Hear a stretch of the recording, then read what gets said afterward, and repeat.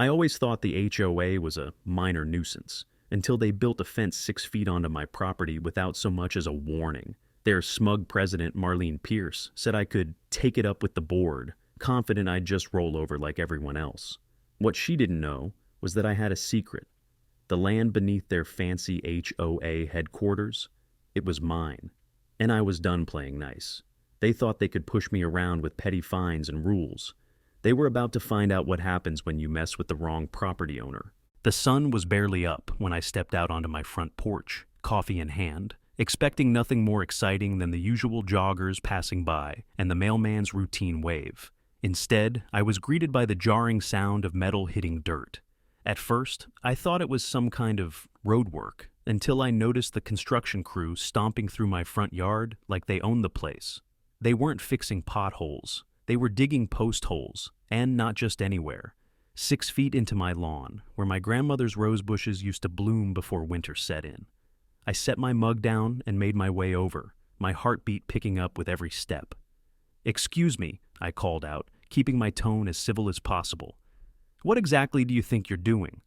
The man closest to me, wearing a neon vest that read Community Enhancements Initiative, barely glanced up. "Installing a perimeter fence. HOA, orders." I blinked. Perimeter fence? On my property? Before he could answer, I heard the unmistakable click-clack of high heels on concrete. And there she was, Marlene Pierce, HOA president, self-proclaimed defender of community standards, and the undisputed queen of weaponized niceties. Her blonde hair was so perfectly coiffed, it could have passed inspection at boot camp. And that smug smile she always wore when she was about to deliver bad news, plastered across her face like she was posing for her next campaign photo. "Oh, hello," she said sweetly, as if we'd just bumped into each other at the farmer's market. "Lovely day, isn't it?" I didn't smile back. "Why is there a fence going up on my lawn?" She tilted her head. "It's not your lawn, not anymore." She handed me a folded paper from her clipboard like she was offering me a cocktail menu. "The board approved a community beautification project. You can take it up with them at the next meeting." I unfolded the paper. It was a generic notice. No signatures, no details, just a statement about improving property values. I looked back at the fence posts now hammered into my yard like gravestones. Marlene's grin widened. "If you feel there's been an error, you're welcome to submit a dispute. Our next open forum is scheduled for, 3 months from now." I felt my jaw tighten. She turned on her heel, leaving me standing there as the workers kept digging. And that was the moment I realized I wasn't just fighting for a few feet of land. This was war. The first thing I did when I got back inside was pull out the old filing box from under the stairs. It was dusty, heavy, and crammed full of papers my grandfather had collected, like they were treasure maps. And in a way, they were. Deeds, surveys, property lines, all meticulously organized and stamped by the county clerk's office. I spread them out across my kitchen table, smoothing out the yellowed edges with steady hands. There it was in black and white. The boundary line ran clean and clear, marked by coordinates and points I could walk out and touch. And that shiny new fence the HOA was hammering in, a full 6 feet on my side. 6 feet might not sound like much, but on principle it could have been 6 inches. That was my land. They had no right. I made copies, 2 of everything. I even laminated the originals, just in case Marlene's cronies got the bright idea to accidentally misplace them. And then I did what any reasonable person would do. I showed up at the next HOA board meeting with my evidence. The meeting was held in the HOA's newly renovated headquarters, a building so sterile it made hospital waiting rooms look cozy. Rows of folding chairs filled the room, but most were empty. Only a handful of homeowners showed up to these things anymore, mostly to stay out of trouble. Marlene sat at the head table like she was presiding over a royal court, flanked by her hand-picked board members who looked like they hadn't had an independent thought since she took office. When my turn came, I stood, holding the deed high enough for everyone to see. "This fence," I said calmly, "is on my property. 6 feet over the line. I have the surveys here, stamped and certified." Marlene didn't even blink. "The community plan was voted on unanimously," she said, with that same syrupy tone that always made me want to check my pockets to see what she'd stolen. "Adjustments were necessary for aesthetic continuity." I frowned. "You can't adjust property lines." She smiled wider. "You're welcome to submit a formal dispute. In the meantime," she flicked through her papers like a magician with a deck of cards. "You've been fined for obstructing an approved community project. $200, due immediately." I stood there, holding proof, while they voted to take more of my money. War over inches? Fine. I'd fight them over every single one. The first fine came 2 days after the meeting. A bright orange slip slapped onto my front door like a warning shot. Violation. Mailbox color, not in compliance with community standards. I stood there staring at it, trying to remember the last time anyone cared about my mailbox. It was black. Matte finish. Just like it had been for the past 15 years. But apparently, according to Marlene's newly updated guidelines, it needed to be antique bronze. Whatever that meant. The next fine came 3 days later. Grass height, 3.5 inches. Half an inch too long, according to her tape measure. I'd mowed it the day before. I checked it myself. 3 inches easy. But Marlene's clipboard and measuring stick ruled the land now, and that extra half inch was costing me $50. Then came the gnome notice. Apparently, my grandmother's old garden gnome collection was a threat to community aesthetic standards. They'd been in my yard since I was a kid, paint-chipped and weather-worn, sure. But they weren't hurting anyone, unless smiling ceramic faces were suddenly a crime. Another $100 fine. I tried to laugh it off at first, a joke, some kind of childish retaliation for standing up to her over the fence. But the notices kept coming, leaves in the gutter, curtains the wrong color, a cracked paver in the front walkway. One violation after another until the fines stacked up like bricks in a prison wall. By the end of the month, Marlene's little empire claimed I owed them over $2,000. I saw the neighbors watching, whispers carried over white picket fences, but no one said a word to me directly. Most of them wouldn't even make eye contact. I got it, I really did. Marlene had a long memory and a talent for making people regret standing up to her. Fines, liens, constant random inspections that just happened to ruin your Saturday morning. But I wasn't going to win this by waving papers at a rigged system. Marlene controlled the rules, the enforcers, and the board. The HOA was her game, and I was losing. What I needed was a different board entirely, one where the real power sat. And if my hunch was right, I already owned the winning hand. I spent the next few nights camped out in my home office, surrounded by stacks of yellowed papers and file boxes that smelled like old library shelves. Somewhere in all this mess, there had to be something I could use. My grandfather was meticulous, the kind of man who labeled his tools and sharpened his pencils twice. If there was a loose thread in this HOA's iron grip, I was sure he'd left it for me to find. I dug through property surveys, tax records, utility easements, some of it handwritten in his looping cursive, others stamped with dusty, faded county seals. And then, tucked between 2 files about water rights, I found it. A thick packet marked, "Lease Agreement, Do Not Destroy." It was dated over 60 years ago. My grandfather had leased a sizable piece of his land to a company called Willow Development Group. That name rang a faint bell. I flipped through the pages, scanning for details, terms, extensions, legal jargon, and there it was, clear as day. A 99-year lease with an option to renew that no one had exercised.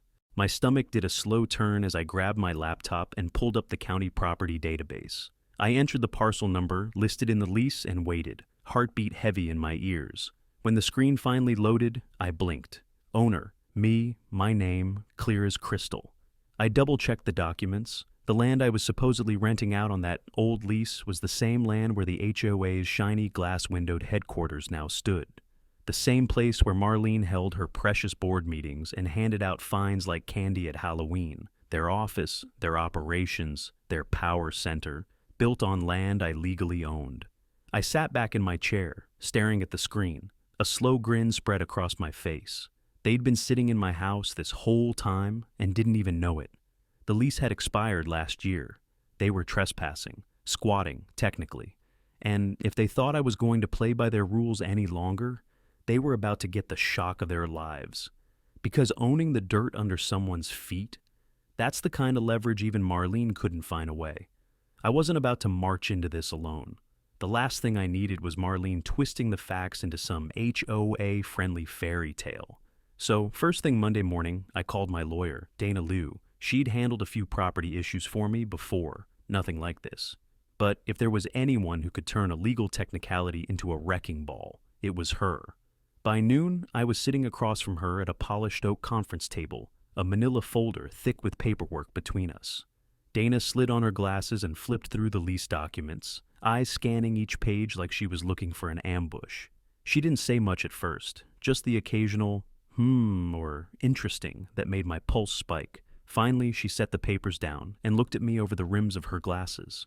"Do you have any idea what you're holding here?" "I think so," I said, though hearing it from her would make it real. "You own the land under their headquarters," she said, her voice calm but tight with energy. "The lease expired. There's no renewal on record.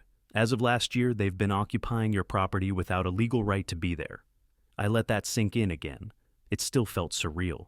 "And I can evict them?" I asked. She smiled. "You can evict them, sue them for back rent, or renegotiate the terms entirely. They're trespassing. You have leverage they won't see coming." For the first time since Marlene and her clipboard army set foot in my life, I felt the ground shift beneath me, and for once, it was in my favor. Dana didn't waste time. We drafted a formal notice of eviction, along with a detailed letter explaining their options. None of them were good. They could vacate the property within 30 days, or we'd file a lawsuit for trespassing, illegal occupation, and damages. Clean, professional, lethal. As Dana slid the final draft across the table for me to sign, she gave me a look I wasn't used to seeing from a lawyer, something close to gleeful anticipation. "They've been bullying people for years," she said. "Time someone pushed back." I signed the papers without hesitation. The board meeting was in 3 days, and I couldn't wait to deliver the news personally. After signing the eviction notice, I didn't charge into the HOA office waving it like a victory flag. No, I played it smart, quiet. Marlene had spent years perfecting the art of control, slipping her rules around people's necks like silk scarves that somehow turned into nooses. If I was going to dismantle her little empire, I needed more than just one ace up my sleeve. I needed the whole deck. So I watched, I documented. Every HOA meeting I attended, I recorded. Every flyer, notice, and bulletin board announcement I snapped photos of. I collected emails from neighbors, casual conversations over mailboxes, and whispers at backyard barbecues. And when someone complained about Marlene's fines or rules, I listened, closely. That's how I learned about Linda at the end of the cul-de-sac. She was fined for not repainting her front steps after surgery left her unable to walk, let alone hold a paintbrush. Or Mr. Rodriguez, who'd been written up twice for having his trash cans visible, despite being legally blind. Both fines violated ADA protections, federal law. And Marlene, for all her smug confidence, clearly thought she was untouchable. But the biggest discovery came when I looked at the HOA's budget reports. Dana helped me file a few information requests, and, wouldn't you know it, the numbers didn't quite add up. Landscaping fees that doubled overnight. Community improvement projects that never seemed to finish, or even start. And those late fees and violation fines they were so fond of, they never made it into the line items they were supposed to. I built a file the way Marlene built fences, one post at a time, every detail hammered down tight. By the time I finished, I had a case that could make a prosecutor drool. ADA violations, bylaw breaches, financial irregularities. If I handed this over to the state housing authority, or, say, a local journalist, Marlene's kingdom would crumble by lunch. But I wasn't ready to go nuclear, not yet. First, I'd give them a choice: cooperate, step aside, and avoid a public reckoning. Or fight me, and watch everything they built get turned inside out. Funny thing about power, it shifts quietly at first, and by the time you feel it move, it's already too late. They threw a party for the fence. I'm not kidding. Marlene called it a community beautification celebration, complete with balloons, a catered snack table, and a local kid, strumming his guitar like we were all at some kind of summer festival. Neighbors drifted in, holding plastic cups of lemonade, pretending this was normal, pretending this wasn't the same fence that carved through my yard like a surgical scar. But people were tired, worn thin from years of fines and warnings, the constant threat of Marlene's clipboard hovering just out of view. So they showed up, smiled for the photos, and clapped when Marlene made her speech.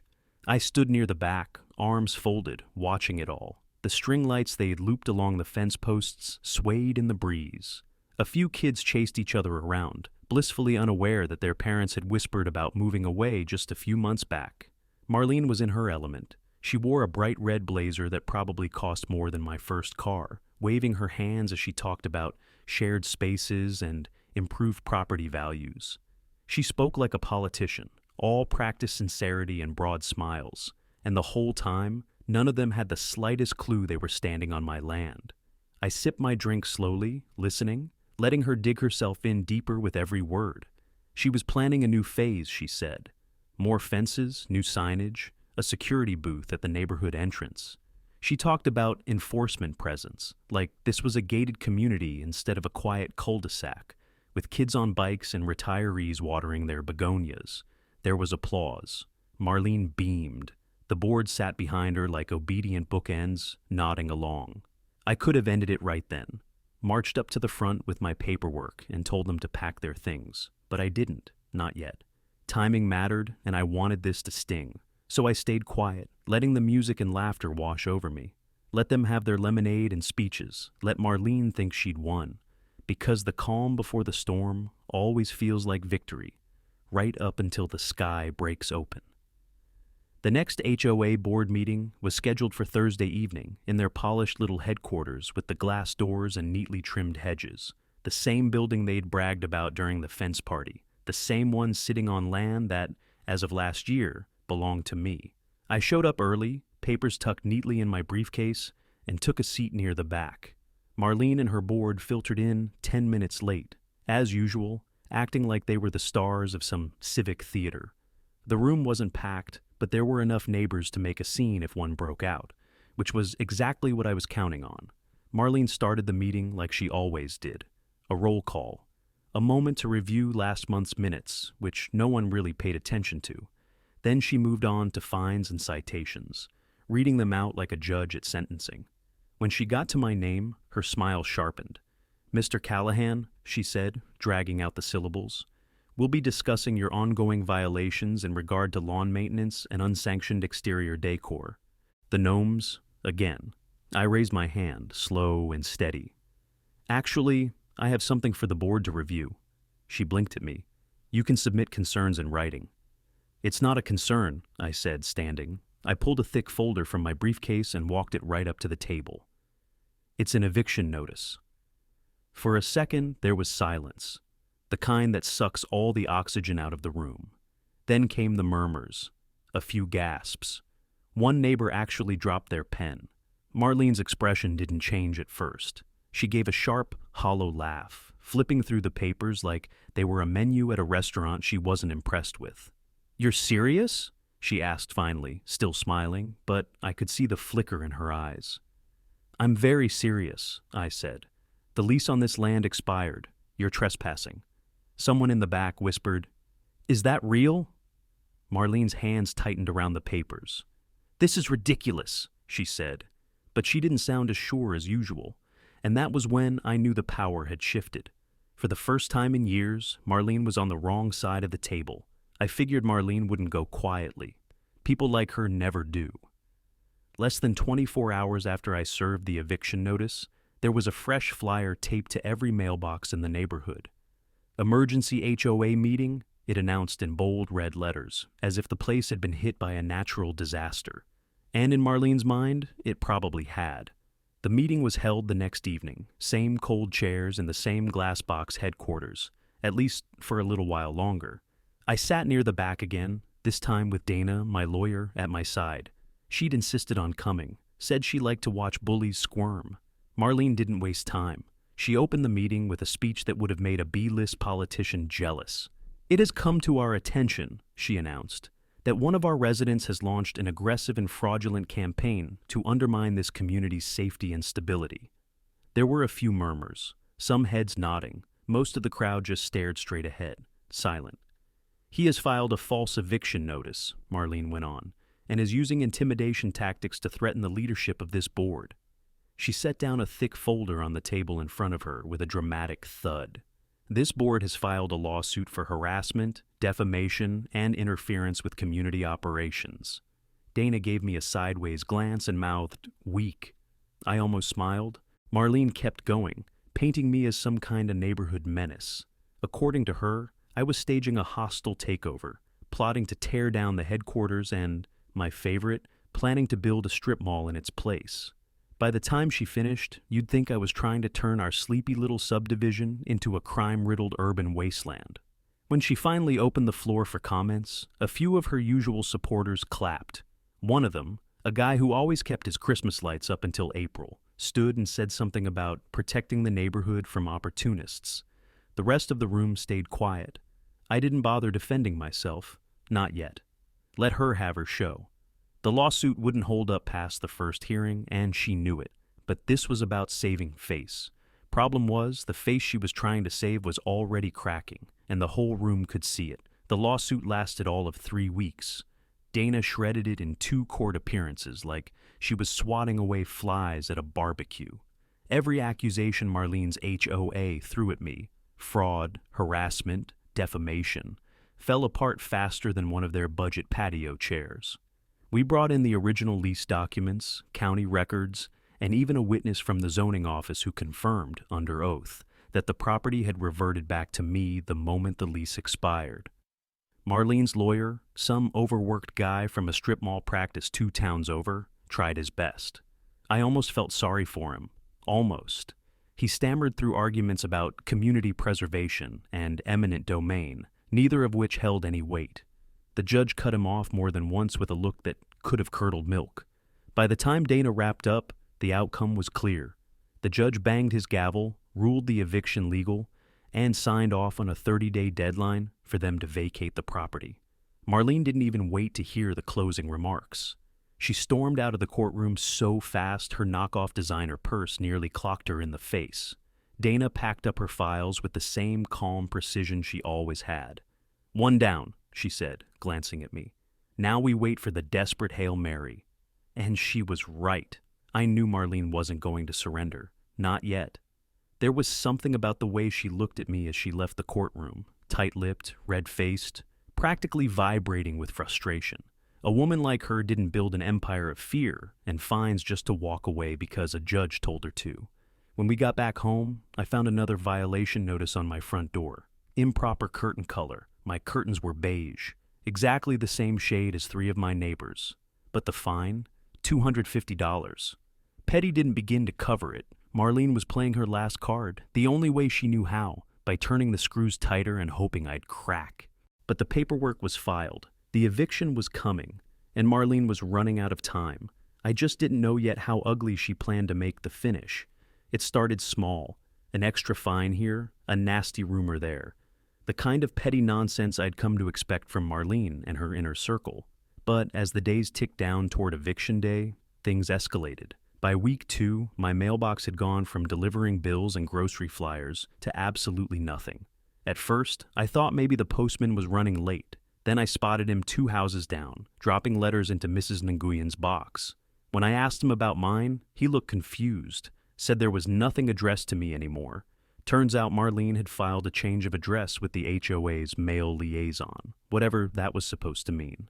My mail was being redirected for processing. I called the post office. They were not amused. Neither was I. The next morning, I found 2 full bags of garbage dumped on my lawn. Not your average trash either. This was old meat wrappers, soggy paper plates, and something that smelled like it had died twice. I checked my cameras. Nothing. Someone knew exactly where the blind spots were. I spent 2 hours cleaning it up, glancing over my shoulder the whole time as curtains twitched up and down across the street. Not one person came out to ask if I needed help. Then came the violation notices. They showed up like clockwork. My grass was suddenly too short. My driveway was stained, even though I'd power washed it the week before. One notice accused me of unapproved birdhouse colors. I didn't even have a birdhouse. Marlene's campaign was a masterpiece of petty retaliation. She knew how to twist the knife without leaving fingerprints. But I stayed calm. I didn't rant on social media. I didn't confront her on my front lawn. I kept my head down and documented everything. Screenshots, photos, logs of phone calls, letters, and trash pickups. Dana said we were building a case for harassment. I said we were building a monument to Marlene's stupidity. Because for all her planning, she still didn't understand the most important thing. I wasn't fighting for a patch of grass or a fence line anymore. This was about proving no one gets to run a neighborhood like their own personal kingdom. And when this was over, the crown wouldn't be hers. It didn't happen all at once. At first, it was just quiet nods from neighbors as they passed by. Then small conversations over fences, hesitant but curious. People who'd avoided eye contact with me for months suddenly wanted to talk. They asked about the eviction notice, the lawsuit, what it all meant. I answered honestly. No speeches, no drama, just the facts. Word spread faster than I expected. Turns out I wasn't the only one who'd been fed up with Marlene for a long time. Linda, who lived 2 streets over, told me about the time she was fined for hanging wind chimes that violated sound ordinances. They were bamboo, quiet enough to make a monk weep. Mr. Patel shared how Marlene had issued him a citation. Because his mailbox was apparently 1 inch too tall, on a post she'd approved the year before. Story after story poured out, like a dam finally breaking. A few brave souls started showing up on my porch. They brought copies of their fines, letters, and board meeting notes. Some had photos. Others had their own recordings of shady HOA, inspections, and whispered threats. Dana nearly ran out of folders sorting it all. Then the local paper got wind of it. An old high school friend of mine worked there. I didn't call in a favor, but word travels in small towns. One day I'm mowing my lawn, the next I'm answering questions for a reporter with a notebook and a sharp eye for scandal. The story ran on Sunday, front page, above the fold. HOA gone rogue, homeowner fights back. By Monday, it was all anyone could talk about. Cars slowed down in front of Marlene's house. People stopped by the community bulletin board, which was suddenly covered in handwritten notes and copies of the article. Someone even taped up a photo of Marlene holding her infamous clipboard with the caption, "Your reign is over." Marlene didn't leave her house for 2 days after that. When she did, she wore sunglasses and a scarf like she was dodging paparazzi. But she couldn't dodge what was coming, not anymore, because once public opinion turns, there's no fence high enough to keep it out. Eviction day arrived like a thunderstorm you could feel in your bones. The air was heavy, electric, as I stood at the edge of the HOA headquarters parking lot, watching the moving trucks pull in one after another. Clean white sides, no logos, just business. The sheriff's deputy stood beside me, clipboard in hand, sunglasses reflecting the building we were about to empty. Marlene showed up late. Of course she did. She pulled up in her luxury SUV, jumped out wearing a pantsuit 3 shades too bright for the occasion, and marched straight toward the front doors like she still ran the show. She didn't even acknowledge the crowd gathering along the sidewalk, or the neighbors whispering behind cupped hands. But I saw the tightness in her jaw, the way she clutched her clipboard like it was a life preserver. "You can't do this," she snapped the moment she saw me. "I've contacted the county commissioner. I've filed appeals." I nodded. "And they were all denied. You're out of time." She scoffed. "I demand an emergency board meeting." I turned to the deputy. "Do you see a board meeting on the schedule?" He didn't even look up from his clipboard. "Nope." And that was when Marlene did it. She pulled a thick chain out of her oversized bag and wrapped it around the glass door handles like some dollar store suffragette. Then she sat down on the front steps, arms crossed, daring us to move her. I gave it about 30 seconds before I sighed. "Deputy?" The sheriff's deputy knelt down, calm as you please, and read her the trespass notice one more time. She refused to budge. So they removed her. No shouting, no drama. Just 2 uniformed officers escorting her to the edge of the lot, where she stood trembling, still clutching that clipboard. The locksmith arrived a minute later. The locks were changed in under 10. Keys handed over to me. The movers didn't waste time. Filing cabinets, desk chairs, computers, even the HOA's sad little coffee machine. All loaded up and ready for storage. By noon, the building was empty. By 2, the new sign was hung, Community Resource Center, coming soon. Marlene watched it all, silent now. She had nothing left to say, and even if she had, no one was listening anymore. It was late afternoon when Marlene finally approached me. Most of the crowd had wandered off by then, satisfied the show was over. The building stood hollow behind us, stripped of its thrones and nameplates. I was leaning against my truck, sipping lukewarm coffee, when I saw her walking toward me. Slower than usual, no clipboard this time. Just a plain manila folder clutched to her chest like a kid holding a book she wasn't ready to return. She stopped a few feet away and took a shaky breath. The fire was gone from her eyes. All that was left was the brittle shell of someone who'd finally realized they'd pushed too far and ran out of road. "I need to talk to you," she said quietly. I nodded. "Go on." Her fingers trembled as she opened the folder and pulled out a stack of papers. "I'll resign, effective immediately," she said. Her voice cracked around the words. "I'll dissolve the board too, if you'll stop this." I didn't say anything right away. Just let her stand there with her carefully manicured hands shaking over those papers. After everything she'd done, after every fine, every threat, every smug smirk and backhanded comment, here she was, defeated, small, human, in a way I hadn't seen since she moved in and made herself queen. "You'll clear every bogus fine," I said, "every lien, every retaliatory fee you slapped on people just because they didn't bow fast enough." She closed her eyes and nodded. "They're gone. I've already signed the release forms." She handed them over, and I checked. Dana would go through them with a microscope later, but even at a glance I could see they were legit. Tears welled up in her eyes, and for a second I thought she might say something personal, an apology. But none came, just a hollow look, the kind people wear when they've lost everything they thought made them important. "You did this," she whispered. "It wasn't angry, just tired." "No," I replied. "You did this." She signed the last page with shaking fingers, slid the papers toward me, and walked away without another word. By sunset, the HOA as we knew it was gone. And for the first time in years, the neighborhood exhaled. The neighborhood was quiet in a way I hadn't heard in years. No clipboard patrols, no surprise inspections, no bright orange violation notices taped to doors like warnings from some petty dictator. Just the sound of kids playing in the cul-de-sac again, bike tires humming over pavement, and sprinklers ticking in perfect rhythm. It was almost strange how fast things changed once the weight came off. 2 weeks after Marlene signed her resignation, we held our first neighborhood meeting, not in a sterile conference room with folding chairs, but out on the lawn behind what used to be the HOA headquarters. Someone brought a grill. Mrs. Patel made her famous lemonade. There were lawn chairs, kids chasing each other, and music that didn't have to be approved by a committee. It wasn't a meeting, it was a gathering, and that was the point. I laid out the plan as simple as I could. No more board with unchecked power. No more rules passed in secret meetings. We'd form a neighborhood council instead, one with open elections and term limits. Every meeting would be public, every decision logged and posted for everyone to see. If we voted on something, we voted together, not behind closed doors, and if someone didn't like it, they'd have a chance to change it, fair and square. We went through the old HOA rules line by line. Some things made sense. Keeping the sidewalks clear, basic yard maintenance, making sure cars weren't parked on the lawn like a used car lot. Nobody argued about that.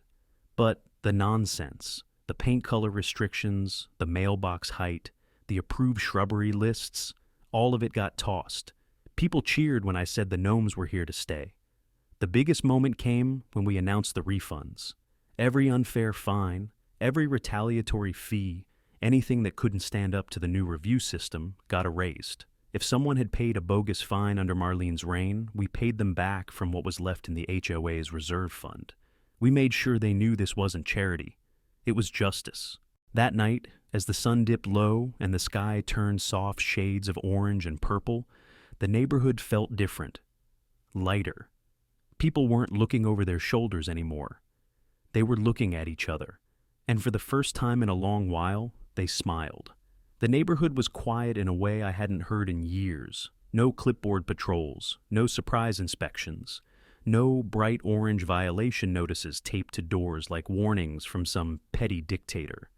Just the sound of kids playing in the cul-de-sac again, bike tires humming over pavement, and sprinklers ticking in perfect rhythm. It was almost strange how fast things changed once the weight came off. 2 weeks after Marlene signed her resignation, we held our first neighborhood meeting. Not in a sterile conference room with folding chairs, but out on the lawn behind what used to be the HOA headquarters. Someone brought a grill. Mrs. Patel made her famous lemonade. There were lawn chairs, kids chasing each other, and music that didn't have to be approved by a committee. It wasn't a meeting, it was a gathering, and that was the point. I laid out the plan as simple as I could. No more board with unchecked power. No more rules passed in secret meetings. We'd form a neighborhood council instead, one with open elections and term limits. Every meeting would be public, every decision logged and posted for everyone to see. If we voted on something, we voted together, not behind closed doors. And if someone didn't like it, they'd have a chance to change it. Fair and square. We went through the old HOA rules line by line. Some things made sense. Keeping the sidewalks clear, basic yard maintenance, making sure cars weren't parked on the lawn like a used car lot. Nobody argued about that. But the nonsense, the paint color restrictions, the mailbox height, the approved shrubbery lists, all of it got tossed. People cheered when I said the gnomes were here to stay. The biggest moment came when we announced the refunds. Every unfair fine, every retaliatory fee, anything that couldn't stand up to the new review system got erased. If someone had paid a bogus fine under Marlene's reign, we paid them back from what was left in the HOA's reserve fund. We made sure they knew this wasn't charity. It was justice. That night, as the sun dipped low and the sky turned soft shades of orange and purple, the neighborhood felt different, lighter. People weren't looking over their shoulders anymore. They were looking at each other, and for the first time in a long while, they smiled. The old HOA headquarters sat empty for about a week after the eviction, just long enough for it to lose that sterile, too clean feeling Marlene had insisted on. The blinds stayed open now, sunlight streaming in through glass that no longer reflected back suspicious eyes. It wasn't long before we figured out what to do with the place. People needed a space, not for fines or finger pointing, but something useful, something real. We took a vote at the next neighborhood gathering, open, simple, hands raised in the air. It was unanimous. The building would become a community center, not just a name slapped on a door, but an actual place people could walk into without holding their breath. It started with simple things. We cleared out the old office furniture and conference tables, opened the floor plan, and repainted the walls in soft, warm colors. The cold gray carpet got ripped up and replaced with polished wood floors. We even brought in a couple of couches from donations, mismatched but comfortable. The giant HOA logo that once hung behind the front desk came down, replaced by a mural painted by the neighborhood kids. Bright trees, birds, and houses that looked just like ours. It wasn't perfect, but that was the point. Soon enough, we had schedules pinned up on a new corkboard in the entrance. Yoga on Tuesday mornings, free tutoring for high schoolers on Wednesdays. A knitting circle formed without anyone making a fuss. On Saturday afternoons, Dana hosted workshops on understanding property rights. She even brought in guest speakers. A local accountant talked about budgeting, and an attorney offered advice on dealing with unfair housing practices. People came with questions, and they left with answers. One evening, as we were locking up after a community potluck, Mr. Patel stopped and looked around the room. "Feels different in here now," he said quietly. "Better." And it was. The same walls that once echoed with the sound of Marlene's gavel now heard laughter and conversation. The chairs weren't lined up in cold rows anymore. They were gathered in circles, people leaning in to listen and share. We'd turned the place inside out. It wasn't a seat of power anymore. It was a place to belong, and no one had to ask permission to walk through the door. Word got around faster than I expected. One day I was sweeping up the last of the old fence posts from my yard, and the next I was getting emails from people 2 towns over, asking how we did it, how we took back our neighborhood. At first, I wasn't sure what to tell them. We didn't follow a manual. There wasn't a step-by-step guide for outsmarting an HOA drunk on its own power. But the more I thought about it, the more I realized there was something to say, and people wanted to hear it. The first town hall I spoke at was in a community center a few miles north. Same folding chairs, same nervous faces, same quiet hope that maybe they weren't stuck living under someone's thumb forever. I laid it out plain. Know your rights, read your deeds, understand your bylaws better than the people trying to weaponize them, and above all, document everything. I told them how Marlene built her little empire by banking on no one paying attention until it was too late, and how she lost it the minute someone did. After that, more invitations came in. Churches, libraries, even a local college class on civic leadership wanted to hear the story. I didn't sugarcoat it. Fighting back wasn't easy. It was slow, frustrating, and at times felt like yelling into the wind. But it was worth it. One night after a talk, an older woman came up to me, said her HOA had fined her for having wind chimes on her porch because they disrupted the peace. I told her about Linda's chimes back in our neighborhood. We both laughed. I gave her Dana's card and told her to keep fighting. What surprised me most was how many people just needed someone to tell them they could, that they weren't crazy or difficult or bad neighbors for wanting respect. That bullies only have power if you give it to them, or if you don't know you have the power to fight back. I stood in front of those crowds, remembering how Marlene once told me the board made the rules. Now I knew better. Property is power. Knowledge is power. And when you stand up, others do too. Marlene disappeared for a while after signing those papers. No one saw her trimming her hedges at precisely regulations height, or pacing the sidewalks with her clipboard like she was sizing up a battlefield. Her house went up for sale less than a month later. Quiet listing, no open house. She slipped out like a ghost in the middle of the night, moving vans loaded, blinds pulled tight. A few neighbors said they saw her car packed to the roof with plastic bins labeled HOA records. Fitting, I thought. She clung to those files like they might still give her power somewhere else.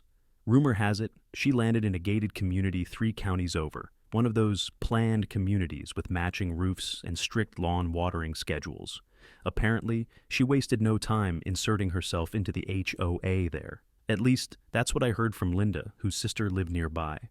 Marlene showed up at their board meetings, smiling that same sharp smile, passing around suggestions on how to maintain community standards. But word gets around faster than you'd think. I wasn't the one spreading it, but the story had legs. Local news ran a follow-up on our neighborhood's transformation. They mentioned Marlene by name. Her photo made the rounds, clipboard in hand, jaw set like a general about to send troops into battle. Not exactly flattering. The new board she tried to join did their homework. So did the residents. It didn't take long before her reputation arrived a step ahead of her. People whispered. Eyes followed her across the room. One neighbor supposedly told her, straight-faced, that they didn't allow her kind of management in their community. The committee vote? Unanimous. Thanks, but no thanks. Last I heard, she's still trying. There's always another HOA, another neighborhood desperate for someone to take control. She's Marlene Pierce. She doesn't quit, but neither does her past. Sometimes I wonder if she looks back and realizes where it all went wrong. If she remembers the fence, the fines, the gavel tapping at those meetings like a countdown. But I doubt it. Some people never learn when to stop. And honestly, I'm fine with that. Because every time she tries again, someone's going to be ready, clipboard or not. The mornings are quiet now. Not the kind of quiet that makes you uneasy, like someone's watching. Just peaceful. The way things should be. I sit on the porch most days, coffee in hand, watching the sun come up over a yard that's finally mine again. No fences creeping where they don't belong. No bright orange violation slips fluttering in the breeze. Just grass I let grow how I like it. Wildflowers popping up along the edges. And the old garden gnomes lined up near the walkway. Right where they've always been. The mailbox is still black, same as it ever was. Nobody's told me to paint it antique bronze lately.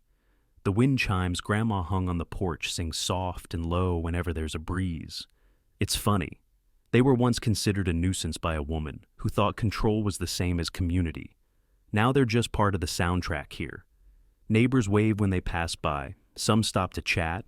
Others just smile. No one's afraid to plant what they want or paint their shutters blue instead of beige. Linda's roses are blooming again, the bright red ones she likes best. And old Mr. Rodriguez has a row of garden gnomes of his own now. Says they keep him company. The community center is busy most evenings. Last week, the knitting group finished their first quilt. It's hanging in the front lobby, right where the HOA logo used to be. I stop by when I can, help out where I'm needed, but most of the time, I'm content to stay here, on my porch, watching a neighborhood heal. Sometimes I think about Marlene. Wonder if she ever realized she didn't lose because of me. She lost because people finally remembered they had a choice. that they didn't have to be afraid of someone with a clipboard and a set of rules they never agreed to. But I don't dwell on it for long. Life's too short for that. I sip my coffee, lean back in the chair my grandfather built, and take it all in. No fences, no fines, no drama. Sometimes the best revenge isn't revenge at all. It's peace, and I've got plenty of it.